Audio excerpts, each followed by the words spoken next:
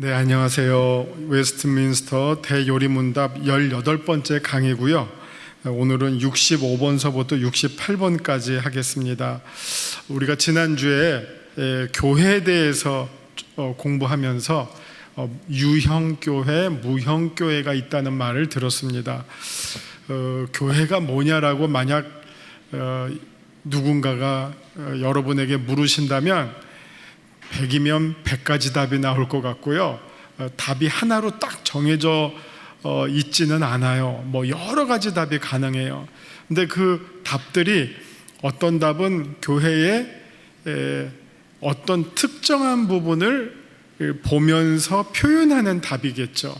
하나의 답이 교회의 모든 것을 다 완벽하게 담아서 답을 주기는 실제로는 인간의 언어와 생각으로는 불가능하죠. 그래서 여러 설명이 있을 수밖에 없어요. 교회가 뭐냐 하면, 만약 여러분들이 교회를 무엇이냐라고 질문을 받으면 여러분 속에 처음에 떠오르는 무슨 답이 있으실 거 아니에요. 이게 제가 학교면 제가 물어볼 텐데 뭐라고 말해요? 뭐라고 생각했는데 지금 이 자리에서 물을 수는 없으니까 다행이시죠? 근데 교회가 뭡니까 하면 일단은 옛날에 우리가 많이 썼던 비유가 배로 하면, 배하면 방주가 생각나시잖아요. 세상에서부터 다 모여들어서 구원에 이르게 하는 방주. 근데 사실 교회는 그렇게 모여드는 것뿐만 아니라 반대로 또 세상으로 파송받기도 해요. 그럴 때는 또 똑같은 배라도 방주라고만 표현하지 않고 생명선, 구조선. 왜? 밖에 나가서 물에 빠져 죽는 사람들을 구조해 나가는 역할도 교회가 하잖아요. 그러니까 이게 교회가 갖고 있는 이 수동적인 기능뿐만 아니라 능동적인 기능도 우리가 함께 생각해야 된다는 거예요. 또 뿐만 아니라 교회는 하나님의 백성들의 모임, 맞죠? 아주 좋은 답 가운데 하나지만, 그러나 사실 이 답은 좋은 답이지만 완벽한 답은 아니에요. 왜냐하면 하나님의 백성을 이제 누구를 하나님의 백성이라고 보느냐라고 하는 그 판단의 여부가 나뉘어지기 때문이에요. 구약에 나오는, 예를 들어서 구약에 있었던 유대인들 하나님의 백성인가요? 아닌가요? 하면 구약에서는 하나님의 백성이라고 말할 수 있죠. 그런데 똑같은 유대인들인데 예수님 당시의 유대인들, 예수님을 믿지 않았던, 거부했던 바리새인들, 이 사람들도 유대인이에요. 그러면 이들도 하나님의 백성이라고 할 수 있을까요? 없을까요? 있을 수도 있고 없을 수도 있어요. 그러면 하나님의 백성이라는 말에는 포함이 되지만, 반대로 이 하나님의 백성이 진짜 하나님이 원하시는 하나님의 백성은 뭐냐? 독생자, 성자를 우리 가운데 보내주셔서 그를 믿는 자들, 이게 어떻게 보면 신약 시대에 하나님이 생각하시는 하나님의 백성일 거예요. 그런데 바리새인들은 그런 사람들은 아니잖아요.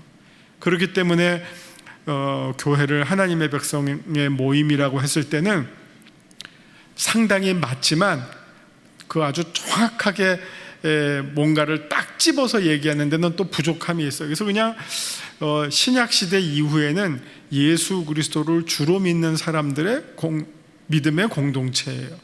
예수 그리스도를 구주로 믿는 사람들의 공동체예요. 자, 그러면 여기에 계신 분들은 영세교회 안에서 예수님을 구주로 믿는 사람들의 공동체인데, 교회가 이 세상에 영세교회만 있는 건 아니잖아요. 온갖 여러 교회들이 있어요. 많은 저기 경동제일교회도 있고요, 수산교회도 있고요, 저게 또 교단에 다른 금란교회도 있고요, 저쪽도 창동 이런 쪽으로 가면 또 큰 순복음교회들도 있어요. 교회가 많아요. 그거 다 교회입니까? 아닙니까? 다 교회예요. 그러면 그런 교회들을 우리가 어떻게 표현할 수 있을까요? 이 교회뿐만 아니라 이 세상에는 모든 그리스도인들의 연합을 하나의 교회라고도 우리가 말할 수 있다. 교회는 여기만 있는 게 아니라 온 세상에 도처에 흩어져 있다. 지난주 이제 로잔 했는데 아프리카에서 온 사람들, 남미에서 온 사람들, 지금 한국 교회는 지금 어떻게 보면 조금 부흥의 열기가 식어져 있잖아요. 그런데 브라질 같은 경우는 우리 학교에 브라질에서 자라서 오신 교수님이 있거든요. 자기가 브라질 떠났을 때는 브라질의 개신교인이 400만이었대요. 한 20-30년 전에 400만, 전체 거의 한 인구가 2억 가까워요. 400만이면 정말 아주 극소수잖아요. 근데 지금은 6천만이 됐대요. 6천만, 어마어마하죠. 한국은 우리 옛날에는 1200만 했지만 지금은 실제로는 아마 600-700만 정도일 거예요. 실제로는 많이 줄었어요. 근데 브라질 같은 데는 400만이었던 그리스도인들이 지금은 6천만이래요. 그래서 이번에 530명 왔는데 브라질 사람만 100명 왔어요. 예. 미국에서도 한 100명 오고 독일에서는 한 70명 왔다 그러고, 하여튼 엄청나게 많은 남미의 라틴 아메리카의 그리스도인들이, 원래 거기는 카톨릭 세상이었잖아요. 그런데 거기에 엄청나게 개신교 부흥이 지금 일어나고 있어서 그쪽 교회가 활발하고 그쪽의 그리스도인들이 뜨거워요. 옛날에 여러분 월드컵 보셨을 때 혹시 기억하실지 모르겠지만 브라질 국가대표의 많은 선수들이 골 넣은 다음에 어떻게 세레모니를 했는지 아세요? 옷을 벗었어요. 이렇게 옷을, 셔츠를 제껴서 들어 올렸어요. 그러면 그 속옷에 뭐라고 써 있느냐? 예수님이 Jesus loves you. 예수님이 당신을 사랑하십니다. 그렇게 브라질 국가대표 선수 가운데 크리스찬이 많아요. 약간 조금 기행도 하긴 하지만 네이마르도 또 열심히 크리스찬이라고 그래요. 그래서 그만큼 세계 도처에 그리스도인들이 흩어져 있어요. 우리가 그게 다 하나의 교회예요.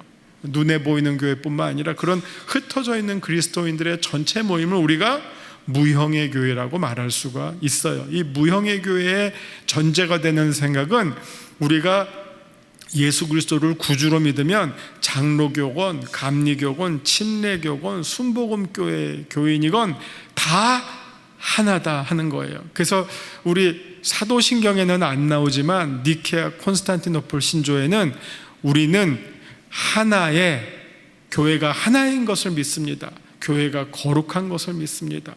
교회가 보편적이고 공적인 것을 믿습니다. 그리고 교회가 사도적인 것을 믿습니다. 이 교회에 대해서 4개의 신앙 고백을 해요. 하나의 교회를 믿습니다. 거룩한 교회를 믿습니다.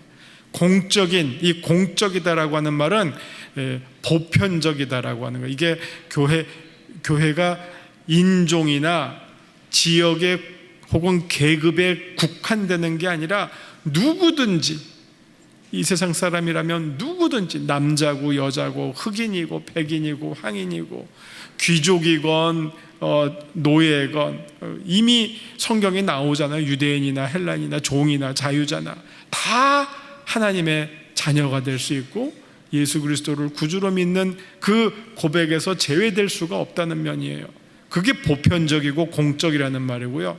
마지막은 사도적. 우리가 믿는 이 신앙은 사도들이 예수님으로부터 전해준 내용들을 우리가 그 사도적 전통 속에서 우리가 예수님을 믿고 있다 하는 것이죠. 사도들이 중간에서 전해주지 않았으면 우리가 어떻게 믿을 수 있습니까? 그래서 바울도 죽어라 하고 나도 사도다, 나도 이방인의 사도다, 그거를 외쳤던 거예요. 강조했던 거예요. 우리의 신앙은 사도들이 전해준 그 믿음의 기초 위에서 우리들의 신앙이 세워졌기 때문입니다.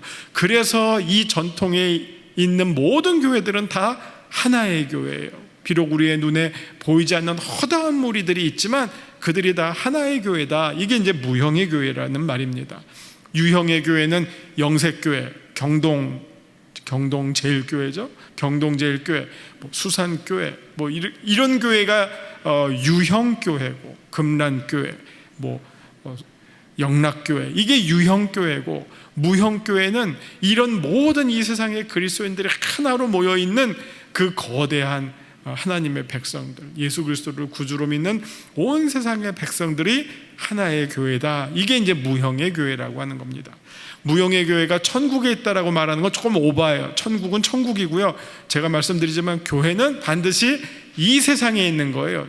로마 카톨릭은 천국에 있는 교회가 완전한 교회라 그래요. 근데 그건 우리 개신교랑 조금 생각이 달라요. 교회는 이 세상에 있을 때 교회지, 이 세상 떠나면 그거는 천국이죠. 그래서 천국에는 교회가 있을 필요가 없어요.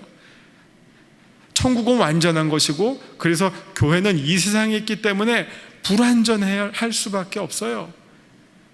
불완전하지만 불완전함에 머물러 있는 것이 아니라 천국을 바라보고 천국을 향해서 매일매일 새로워지고 올바라지고 거룩해지려고 애쓰는 믿음의 공동체가, 그래서 이거를 믿음의 선한 싸움을 싸워나가는 공동체.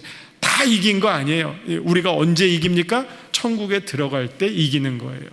그때까지는 우리가 이 믿음의 선한 싸움을 싸우는 거예요. 달려가는 길을 달려가요. 근데 바울이 뭐라 그랬어요? 달려갈 길을 다 마치고, 이거는 끝이고요. 그 다음에는 천국에 들어가는 거고요. 우리가 이 땅에 있는 동안은 달려갈 길을 달려갈 수밖에 없어요.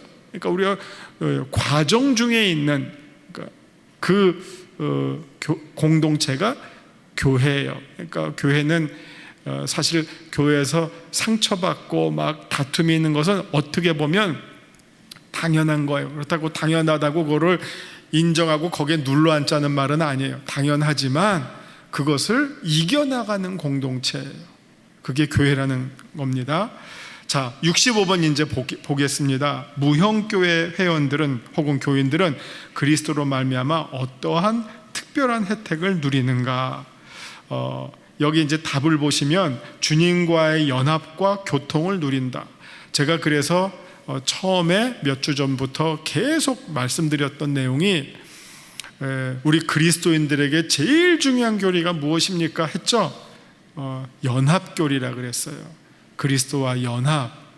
우리가 그리스도와 연합하는 공적인 시간이 언제입니까? 세례받을 때예요. 세례라고 하는 것은 우리가 공적으로 예수 그리스도와 연합하는 시간이에요. 요즘은 결혼 제도가 우리나라에서 많이 달라졌더라고요. 막 결혼 전에 같이 살기도 하고, 그 다음에 결혼 사진을 1년 전부터 찍어요. 그래서 제가 보기에 아마 여러분들도 그렇고 저 때도 그렇고 결혼 사진은 결혼식 하는 날 그 전에 찍었잖아요. 그래서 사실 결혼에 관한 모든 것이 결혼식 당일날 이루어졌어요. 사진도 찍고 식도 하고 첫날 밤도 당일이었어요. 근데 지금은 사진도 1년 전부터 찍고 우리 부부처럼 행세를 하니 어떻게 됐는지 결혼 제도가 너무 많이 달라진 것 같아요. 예. 그래도 어쨌든 공적으로 결혼식 하는 날이 부부가 되는 공식적인 날이죠.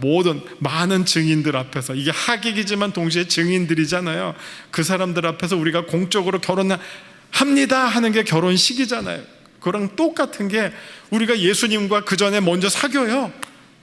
예수님 몰랐다가 세례하는 날 딱 예수님 알고 나 예수님과 연합할래 하는 거 아니잖아요. 그 전에 예수님을 배우고 알고 느끼고 경험하고, 예수님 좋은 마음, 예수님을 향한 정말 사랑하는 마음이 점점 자라서 나 예수님과 이제는 완전히 운명 공동체가 될래, 예수님과 완전히 연합할래 하는 게 세례죠. 그래서 세례는 사실은 우리 인생의 최고의 축제예요. 최고의 축제예요. 여러분 결혼기념일 기억하시잖아요. 그거 서로 모르고 축하 안 해주면 섭섭하고 부부싸움 할 수도 있잖아요. 그런 것처럼 세례는 예수님과 우리가 결혼하는, 연합하는 공식적인 날이에요. 그로 인해서 우리가 온갖 혜택을 예수님으로부터 받게 되는 거예요. 이게 참, 내 죄는 예수님에게 전달하고 넘겨주고 예수님의 의와 거룩과 은혜를 내가 예수님으로부터 받게 되는, 예수님과 접목하게 되는 날이 세례예요. 그리고 그런 사람들이 그렇게 되면 어떻게 됩니까? 먼저 접목했던, 예수님과 연합했던 이 교회의 지체로 또 연합이 돼요. 그러니까 세례는 첫째는 예수님과 연합, 둘째는 예수님의 몸된 이 교회에 내가 연합이 되는 거예요. 그래서 영색교회에서 세례를 받는다, 영색교회의 공적인 세례 교인으로 등록하게 되죠.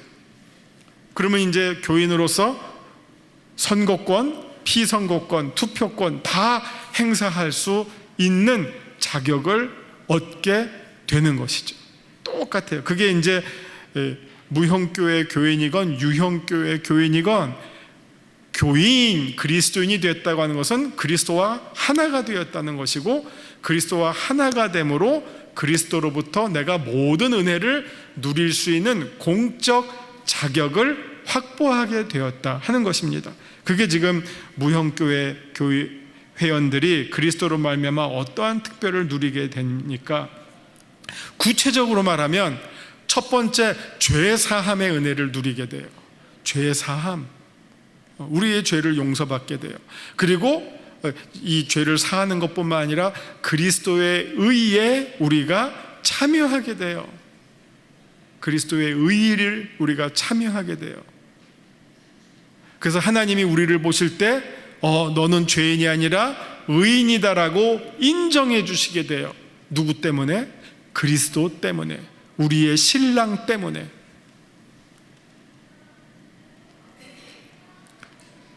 이금세 장로님이 대령이 되시는 순간 김 권사님은 대령의 아내가 돼요.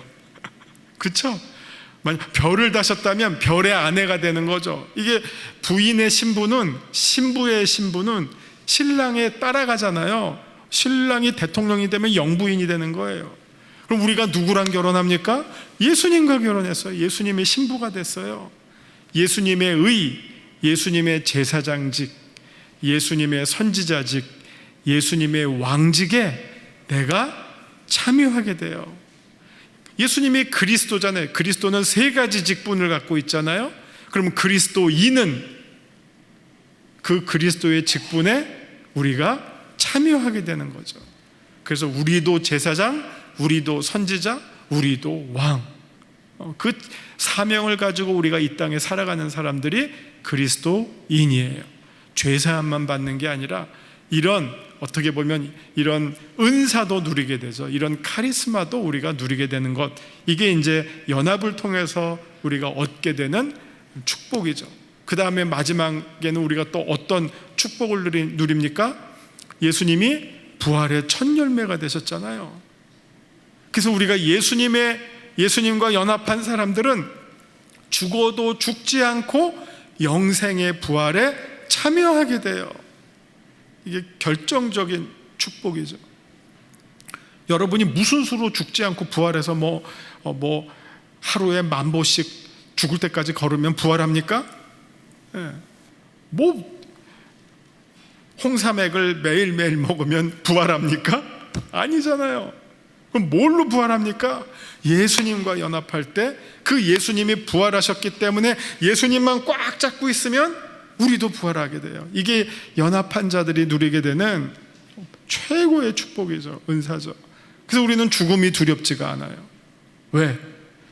부활의 첫 열매 되신 예수님과 우리가 잘 붙어 있기 때문에 우리도 부활에 참여할 수 있게 되기 때문이라는 것이죠. 자, 66번 볼게요. 선택된 자가 그리스도와 함께 가지는 연합이란 무엇입니까? 여기 계속 나오죠. 머리가 되시는 우리 예수님, 그 다음에 이제 내가 그 머리에 연합을 함으로 그 머리에 붙어 있는 지체들이 되겠죠. 그렇죠. 몸을 이루는 각각의 지체들로 다양한 모습으로 그리스도와 연합해서 섬기게 됩니다. 근데 우리가 그렇게 예수님과 연합할 수 있게 되는 그 이유가 어디에 있을까 할 때 여기 66번 답을 보시면 밑에서 두 번째 줄에 66번 밑에서 두 번째 줄에 유효한 부르심이라는 말이 나와요. 유효한 부르심. 그리고 67번에 그러면 유효한 부르심이 무엇이냐 하는 거예요. 여기서 이제 조금 여러분 생각을 좀 쉽게 해드리기 위해서 마태복음 22장 14절, 이게 지금 68번에 나오는 말인데요. 마태복음 22장 14절을 한번 보시겠습니다. 마태복음 22장 14절, 이게 오늘 이 유효한 부르심의 중요한 말인데요. 14절을 보면 청함을 받은 자는 많되 택함을 입은 자는 적으니라. 청함과 택함, 이렇게 구분을 했어요. 이 청함과 택함을 구분하는 상황에서는 구분이 되고, 구분하지 않는 상황에서는 또 이 구분이 무의미할 수도 있어요. 근데 여기에서는 지금 구분을 하는 상황이에요. 그러니까 청함은 이제 부르심이잖아요. 와라, 다 와라. 그래서 사실 이 자리에 모이신 분들은 와서 주님이 부르셔서 오신 분들이에요. 자기 발로 왔지만, 자기 발로 오셨지만 주님이 부르셔서 이 자리에 오신 분들이에요. 왜 딴 데 안 가고 여기 오셨어요? 뭔가 여기 와야만 할 것 같은 생각이 드셨잖아요. 그걸 우리는 주님께서 이 자리로 불러주셔서 여러분이 오셨다는 거죠. 제가 85년도에 신학대학원에 입학을 했는데, 그때 어떤 교수님이 우리 1학년 1학기 첫 수업에서 이런 말을 했는데 우리 학생들이 다 한편으로는 웃으면서 또 한편으로는 뜨끔했어요. 뭐냐면은 이 자리에 이제 목회자가 되겠다고 학생들이 온 거 아니에요. 신대원이니까. 근데 이 자리에 여러분 두 종류의 사람이 있습니다. 그 말 하신 분은 이제 김인수라는 교수님이셨는데, 한국교회에서 가르치시는 분이었는데, 그분이 뭐라고 했냐면 이 자리에 오신 분들은 두 종류의 사람이 있습니다. 하나님이 불러서 오신 분들이 있고요, 또 하나는 자기가 불러서 온 사람이 있습니다. 자기가 불러서 왔대요. 그러니까 일단은 다 겉으로는 하나님이 불러서 왔지만 실제로 까놓고 보면 다 어떤 사람은 착각할 수도 있다는 거죠. 하나님이 불러서 왔어. 그러나 실제로는 하나님이 안 불렀는데 자기가 불러서 왔다. 이런 어떤 그 순도에 있어서 차이가 있을 수 있다는 거죠. 자, 여기 한번 적용해 볼게요. 그냥 부르심과 택함을 하나로 보면 이 자리에 계신 분들은 다 부르심을 받아서 오신 분들이고 또 다 택함을 받으신 분들입니다. 그러면 너무 좋겠습니다. 그런데 경우에 따라서는 부르심을 받아서 왔지만 그러나 아직 택함을 받은 거는 아닌 분들이 있을 수 있다는 거죠. 그게 이제 소위 알곡과 가라지예요. 오라 그래서 오기는 왔어요. 근데 왔지만 내 마음에 아직 중심으로 예수 그리스도를 주로 고백하거나 믿는 데는 못 미친 사람들이 있어요. 그냥 오는 게 좋아. 여기 오면 마음이 편해. 여기 오는 게 괜찮을 것 같아. 뭐 딴 데 가는 것보다. 그 다음에 어쨌든 여기 오면 좋은 사람들을 볼 수 있어. 혹은 또 이렇게 오면 내가 갖고 있는 문제들이 해결될 수 있어. 뭐 이런 여러 가지 이유로 오신 분들이 있겠죠. 그러나 그것만으로는 부족하다는 거죠. 그걸 더 나아가서 예수 그리스도를 구주로 믿고 정말 그리스도의 제자가 되고 그리스도의 증인이 되려고 모인 사람들, 정말 천국의 백성이 될 뿐만 아니라 이 세상에서 천국의 선한 영향력을 펼치는 꿈을 가지고 사는 사람들, 그런 소명을 가지고 사는 사람들, 이런 사람들이 청함을 넘어서 택함이라고까지 말할 수 있겠죠. 그런데 그러려면 이 택함을 받은 사람들을 무엇으로 또 구분할 수 있느냐? 이 부르심 가운데 유효한 부르심이라는 말을 써요. 유효한 부르심. 그러니까 부르심 가운데 유효라는 말은 무슨 뜻입니까? 효력이 있는, 혹은 그 부르심의 진짜 효과를 드러내는 부르심. 그럼 뭡니까? 아까 효과가 조금 모자른 부르심은 뭡니까? 오면 좋아, 여기가 편해, 이 정도가 그냥 부르심이겠죠. 근데 효과 있는 부르심은 뭐예요? 이게 믿음이 사실은, 제가 이제 좀 이런 말을 써볼게요.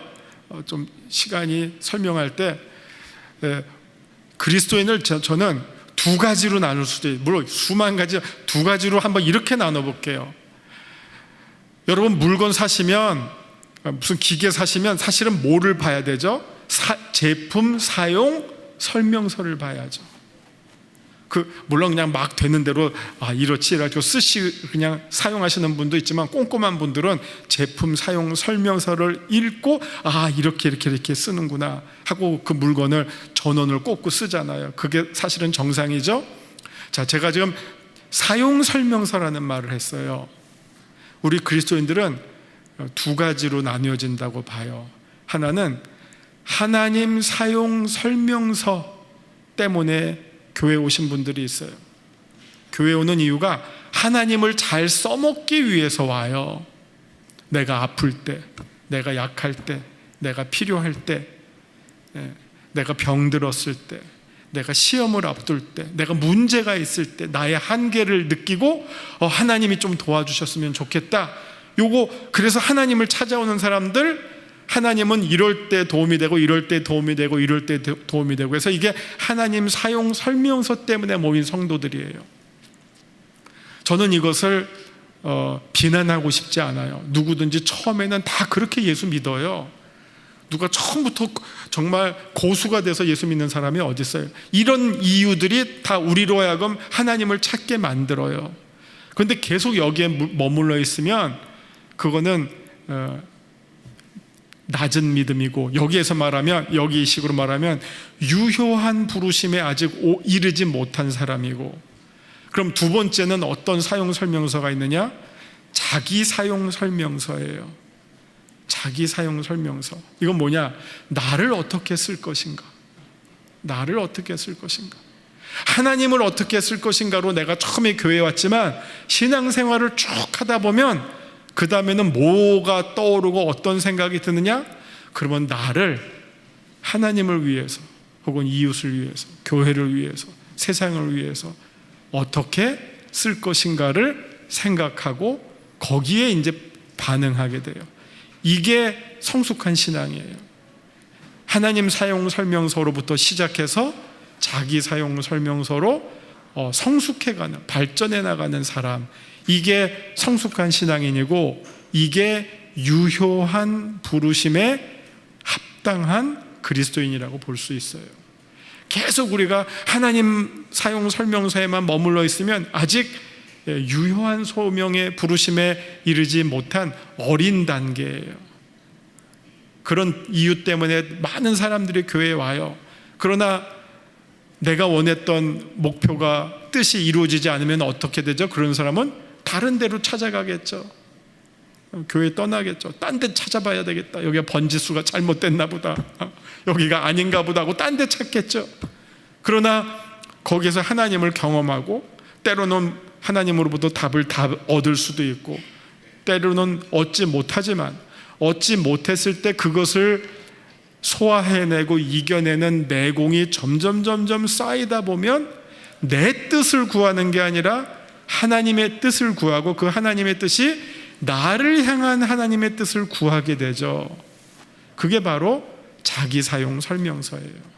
나를 하나님을 위해서 어떻게 쓰게 될까, 쓰여지게 될까, 이거를 고민하면 믿음의 성숙한 수준에 이르게 되었다고 볼 수 있습니다. 그런 사람들이 선택함을 입은 유효한 부르심을 받은 사람들이다, 이렇게 말씀드리겠습니다. 그래서 바라기는 이 자리에 계신 모든 분들이 하나님의 유효한 부르심을 통해서 여러분 자신을 하나님께 거룩한 산 제사로, 제물로 올려드리는 그런 성도들 되시기를 주님의 이름으로 축원합니다. 기도하시겠습니다. 하나님, 오늘 또 교회를 통해서 우리 그리스도인들의 삶에 대해서 우리가 함께 알아보았습니다. 주님의 부르심만으로도 감사하지만 그 부르심이 우리 안에 효력을 일으키는 부르심이 되어서 자기중심적 신앙에서 하나님 중심적 신앙, 이웃을 향한 신앙으로 자라나는 우리 모든 영색교회 성숙한 성도님들 되게 하여 주시고, 그 놀라운 은혜를 매일매일 누리는 성도들 되게 하여 주옵소서. 예수님 이름으로 기도합니다. 아멘.